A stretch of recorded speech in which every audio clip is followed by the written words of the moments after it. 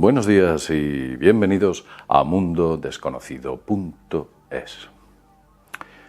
Este vídeo es muy importante para usted, para que pueda entender y descubrir aquello que han mantenido oculto durante generaciones, centurias o milenios, me atrevería a decir. Nacemos genios y nos vuelven estúpidos. Yo le pido encarecidamente que vea este vídeo porque en él se dan unas claves sorprendentes. Verá, hace años, y vamos a empezar en el Génesis, la NASA, decidió contratar a dos científicos. Concretamente al doctor George Lance,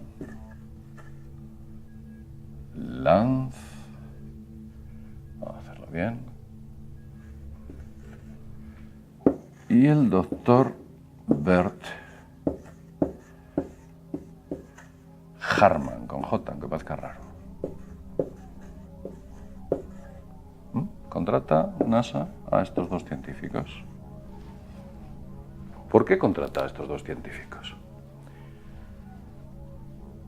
NASA decide evaluar el potencial creativo de su personal y para ello contrata a estos dos tipos para que desarrollen unas pruebas altamente especializadas con las cuales se proporcionarán los medios para medir efectivamente el potencial creativo del personal que NASA tiene a su cargo.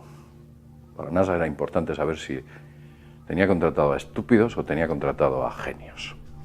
El caso es que efectivamente las pruebas finales o el resultado final fue muy exitoso para NASA.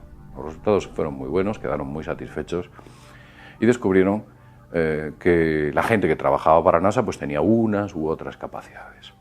Pero estos dos científicos, el doctor George Lance y Bert Hartmann, digamos que les pareció tan interesante el resultado que le suscitaron muchas preguntas a raíz de este estudio. Empezaron a pensar, o se hacían preguntas tales como ¿de dónde viene la creatividad? ¿La creatividad es innata o se aprende? ¿Nace la creatividad de nuestra experiencia personal? Se hicieron muchas preguntas estos doctores, muchas. Y para ello, bueno, pues decidieron ampliar el estudio.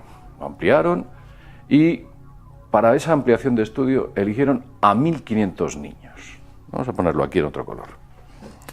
Eligieron a 1.500 niños con edades comprendidas entre los 4 y los 5 años.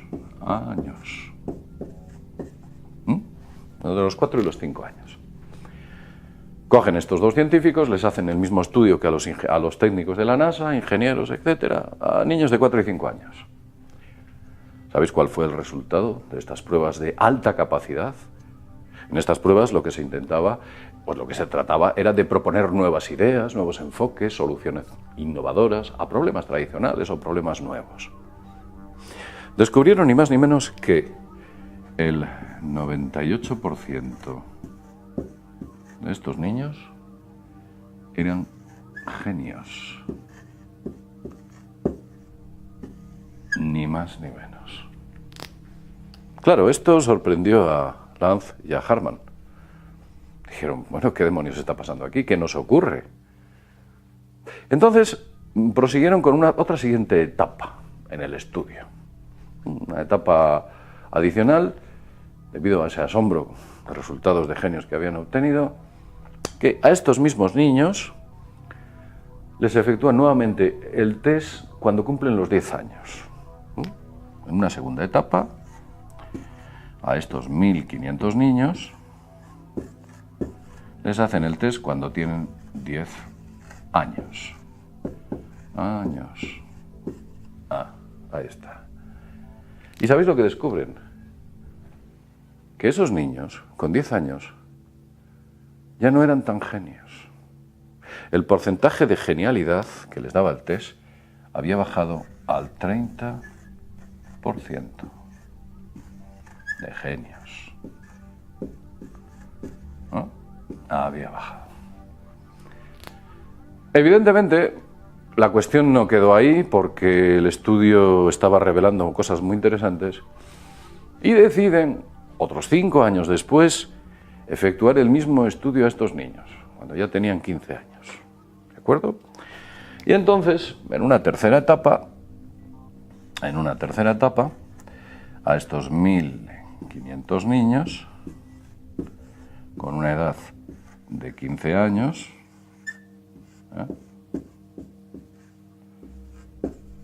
les hacen el estudio. ¿Sabéis cuál fue el resultado que obtuvieron? Ya no había un 30% de genios. El resultado que obtuvieron con 15 años es que esos genios se había reducido a el 12% de genios.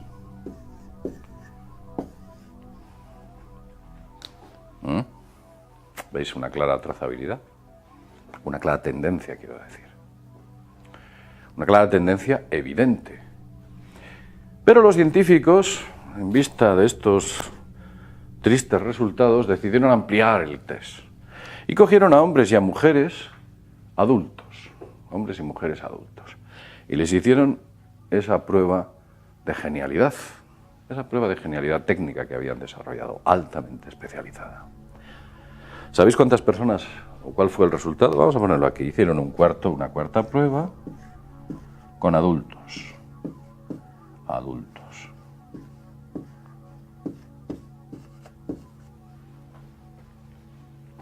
Solamente el 2% pudieron considerarse genios.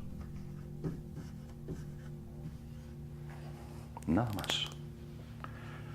Imagínese usted, con 4 y 5 años, los niños eran capaces de desarrollar nuevas ideas, creativas, nuevos enfoques, nuevas soluciones a problemas. El 98%, geniales. Con 10 años, solo el 30%. Con 15 años, la cifra baja al 12%. Y cuando son adultos, se queda solamente en el 2%. Es evidente que aquí, o de aquí se sacaron estos científicos unas conclusiones. El doctor Land y Bert Hartman. Ellos dijeron que existen 2 formas de pensamiento. Vamos a ponernos aquí. Dicen que existen 2 formas de pensamiento claramente definidas. Vamos a hacer o a dibujar un cerebro. Vamos a intentar dibujar un cerebro. Vamos a ponerlo así de frente para que usted lo vea. Imaginemos una persona y, bueno, pues esa persona, por supuesto, tiene un cerebro. Vamos a hacerlo bien. Un cerebro, como todos, evidentemente, algunos tienen más y otros menos, pero bueno. Esa persona tiene un cerebro. El doctor Land y Bert Hartman se dieron cuenta que existen 2 formas de pensamiento que se producen en el cerebro. Y esas 2 formas de pensamiento, vamos a poner que una tira en una dirección y la otra tira en otra dirección. Estas 2 formas de pensamiento están siempre en lucha, en una lucha constante. Una pelea con la otra, son divergentes. Una, ellos la llaman pensamiento divergente y a otra la llaman pensamiento convergente. Vamos a ponerlo así. Una es divergente y otra es convergente. Descubren que hay 2 formas de pensamientos. Voy a poner desde aquí para que usted lo vea mejor. Bien. La divergente es, digamos que esta es la forma de pensamiento que genera nuevas posibilidades. Explora nuevas posibilidades, nuevas ideas, nuevos enfoques, nuevas soluciones a problemas. Y la convergente es una forma de pensamiento muy peculiar, porque es una forma de pensamiento en la cual la mente lo que hace es juzgar, criticar y evaluar. Una es creativa y otra juzga, critica y evalúa. Digamos que, para que usted lo entienda, los pensamientos divergentes son como una especie de acelerador, es un acelerador, y los pensamientos divergentes son un freno. Uno acelera y el otro frena. Vamos a ponérselo claramente para que usted lo entienda con un ejemplo. Imagínese usted que cuando alguien le pide que propongas nuevas ideas, estás en algún sitio y te dicen, venga, propon nuevas ideas en el colegio, en el instituto, en la universidad, propon nuevas ideas. Lo que descubres durante ese proceso de aprendizaje que los niños tienen a lo largo de esos años, ¿no? Por eso va cayendo, es que en esos centros de enseñanza se les suele decir las siguientes frases cuando proponen esas nuevas ideas. Les dicen, eso ya se intentó, o esa idea es estúpida, eso no va a funcionar. Eso es lo que le dicen a aquellas personas que les enseñan, etcétera. Les dicen cosas así, ¿no? Son censores. Y lo que ocurre es que con esta censura, la mente divergente va perdiendo la batalla con respecto a la convergente hasta que finalmente es derrotada la divergente por la convergente. Digamos que esta mente queda atrapada y, bueno, pues con los años, sencillamente, pues como un candado, queda cerrada. La hemos perdido y solo trabajamos con la mente convergente. Nos enseñan, en realidad, con este tipo de técnicas, durante ese proceso de enseñanza, que debemos pensar con el miedo y que otra alternativa posible es inútil. Eso es lo que nos enseñan, ¿de acuerdo? Se puede ver claramente aquí que nosotros nacemos de una manera natural con un alto porcentaje de genialidad. Tal vez es un síntoma de supervivencia. Necesitamos ser geniales para sobrevivir en un medio hostil y digamos que a medida que se nos va metiendo dentro de la sociedad y se nos va enseñando, nuestra genialidad desaparece. Esto no acaba aquí. Hay un escritor que estudia el comportamiento humano, su nombre es Gavin Nascimento, como suena, Gavin Nascimento. Hizo este hombre, Gavin Nascimento, una serie de estudios sobre estos trabajos que habían efectuado tanto George Land como Bert Harman. Y a las conclusiones que llega el señor Nascimento es la siguiente. Él dice, el objetivo de todo esto no es demasiado difícil de entender. La escuela, como claramente es definida, en realidad es una institución que históricamente se ha establecido para servir finalmente a las necesidades de la clase dominante, no a las necesidades de la gente común.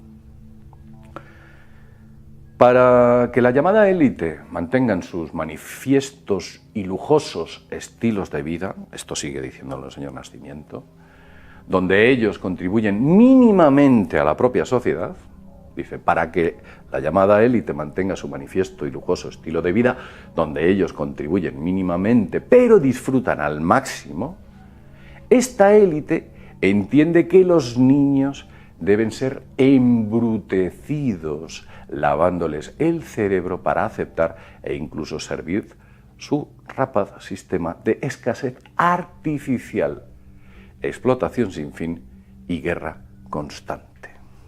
Eso es lo que dice. Claro, evidentemente, si entramos en contexto nos damos cuenta de esto. Es más, si usted se fija, a muchos niños que son considerados divergentes o rebeldes, hoy en día ya los han etiquetado como enfermos.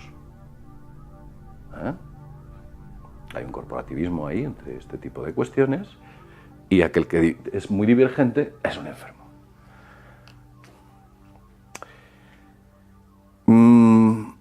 ¿Cómo podemos recuperar nuestra creatividad? ¿Cómo podemos volver a pensar como niños?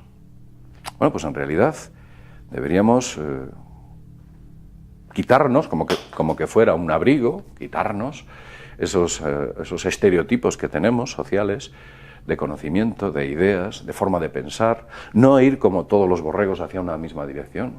¡Hala, mirad, han dicho esto, venga, todos por allí! Sino tener un nuevo enfoque. Decía Gandhi que la verdad, aunque esté en minoría, sigue siendo la verdad. Incluso decía Gandhi, aunque esté en la minoría de uno, la verdad sigue siendo la verdad. Usted puede hacer una prueba muy interesante. Y esto lo dice concretamente el doctor George Land, no lo digo yo, es una prueba que propone. Dice, coja a un niño de 5 años, siéntele a la mesa y cuando usted esté comiendo con él, pregúntele cómo se podría mejorar un tenedor. Pregúntele, ¿cómo podrías mejorar este tenedor? Ya verás como el niño te empieza a sacar ideas y propuestas. ¿De acuerdo? Pues toda esa forma de pensar es dinamitada literalmente, como así lo pudieron demostrar estos dos científicos a raíz de los estudios que solicitó NASA. Lo voy a dejar aquí, el vídeo ya tiene la suficiente longitud. Conozco un caso práctico de todo esto que algún día os contaré. Si tenéis un especial interés, pues la próxima semana podemos hablar de un caso práctico de algo que ocurrió concretamente en España. Pero lo vamos a dejar aquí. Espero que os haya gustado y que con todo esto usted empiece a entender que cuando se hacen todas esas modificaciones legislativas para cambiar la forma de enseñanza, la LOGSE, la LOMCE, la LOE, la LODE, sabéis que cada vez que entra un partido político cambia la ley, la forma de enseñanza, lo que hacen es sencillamente modificar el lavado de cerebro y cambiar el brainwashing, ¿no? Lavado de cerebro, lo cambian, lo modifican a los intereses políticos de esas minorías que quieren vivir lujosamente, como indicaba anteriormente el escritor Nascimento. Hasta aquí hemos llegado. Como siempre decimos, sin más, desde mundodesconocido.es, nos vemos en el próximo videoprograma. Hasta pronto.